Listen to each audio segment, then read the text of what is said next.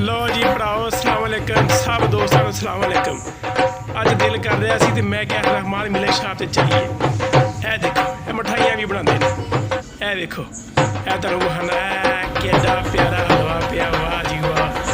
ए देखो हलवे नाल मिठियां टिक्कियां पईयां, ए पई निकलदियां ने गोरियां गोरियां जनाब पूड़ियां। ए भरा जी ए भरा बड़ा सोहना है, किड्डे साफ सुथरे तरीके नाल ठक पकाई जांदा पेड़ा बना के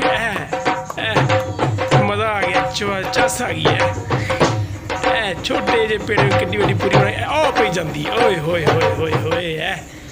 तेल भी सोहना ते पूरी भी सोहनी ते गोरी गोरी पूरी ते गोरे गोरे बंदे। पई है देखो चस आई कि नहीं, निकली सोए।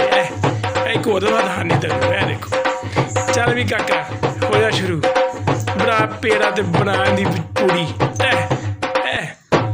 क्या बात है, मज़ा आया कि नहीं, स्वाद आया कि नहीं। तो ठंड भी बड़ी है तो पूरी का मज़ा भी अपना ही है। सुट्टी ऐदा तो इमरान खान जरा बाहर भी नहीं सुटता।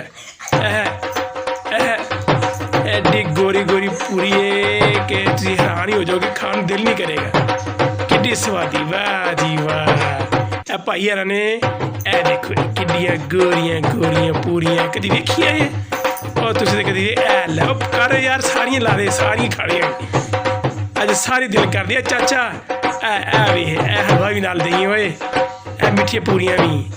ओए आ जा, मैंने भुख लगी खलोती है, रोटी खानी है भाई। ओए भी दोस्तों, और जिन्हें तुहाडे भी दिल कर पे मूँह च पानी आ गया तो रहमान मिल्क शाह ते आ जाओ तो अपने पैसे की खा जाओ।